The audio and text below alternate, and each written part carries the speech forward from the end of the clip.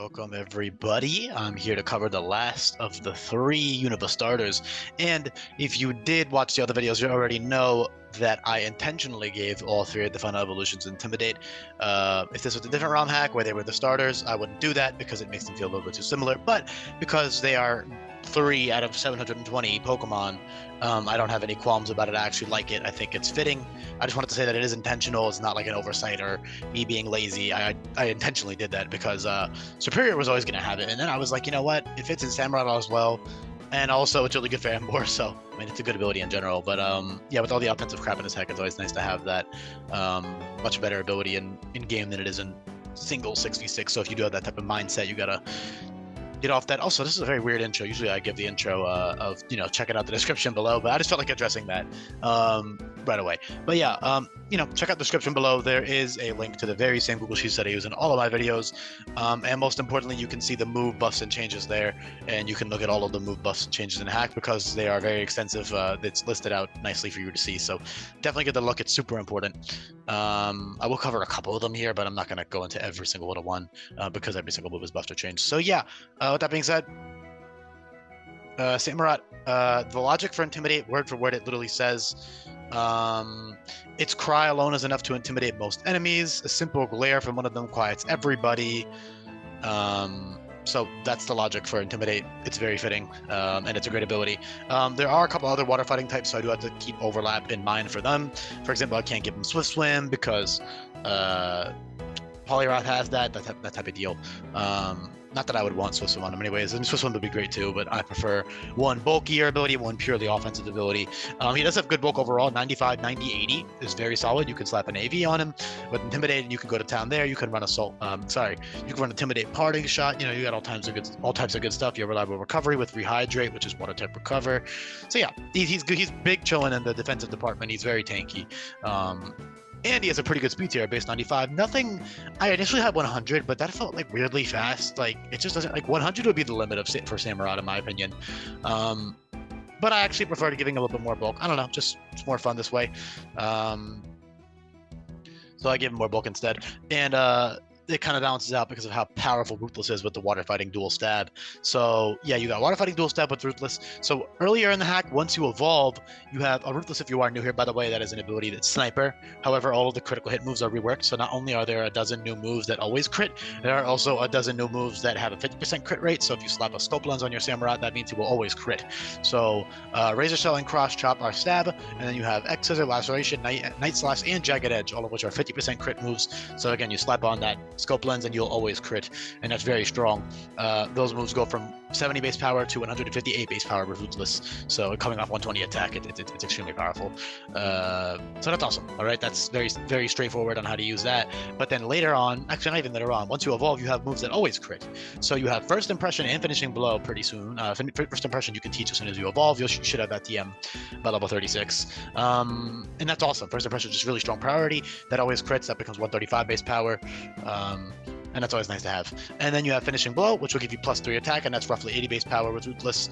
And then you don't have any moves for a little while, but then at level 55, you get Wicked Blow, which is great coverage. And then you get Sacred Sword at 60, which also always crits. That always crits now, so that's 65 base power. So if you check this little Ruthless guide here, you can check out all the base power of these moves easily, by the way, instead of having to listen to me tell you it or calculating it yourself. So with Ruthless, if this would load, please, I regret switching tabs. I knew I wasn't switching tabs. It's fine, because when I record it lags. But yeah, where even is Sacred Sword? There it is, yeah. So 146 base power, and that's guaranteed crit. So the guaranteed crit moves are even stronger than the 50% crit ones because you can hold a boosting item. So for example, even something as simple as like, I mean, I don't know why you would want to run Muscle Band when there's so many better items, but even just simple as Muscle Band. Actually, Muscle Band is 15% now, isn't it? Sometimes I forget my own buffs because there's so many of them. Let me check. I might have removed those, that's why. No, they're still 15%. Yeah, I guess the 20% boosting items are still better because you have preparation. Not better, but if they were 10%, this would be better. Regardless, sorry, let me get back on topic.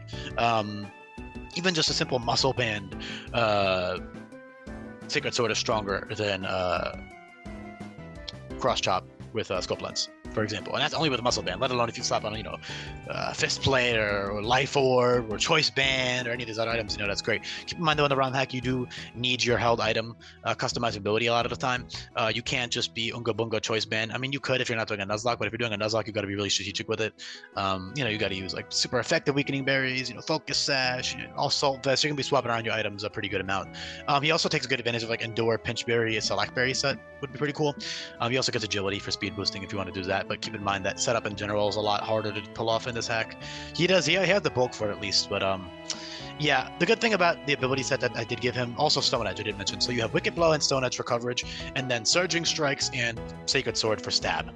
So those 4 moves are 100% crit moves, and you of course have Finishing Blow, First Impression, and then earlier in the game you have the 100%. Sorry, you have the 50% crit moves, which are weaker overall, but still very, very strong, of course. So he's just an absolute beast with Ruthless, okay? And logic-wise, it fits in very well, as you can read from the Pokedex. It talks about, like I said, Glaring quiets everybody, and one swing of the sword incorporated in his armor can fell an opponent. Obviously, it might fit Hisui and Samurott a little bit better, but that doesn't exist here. That's also why I gave him Sucker Punch, by the way, because Hisui and Samurott gets it, so why not give it to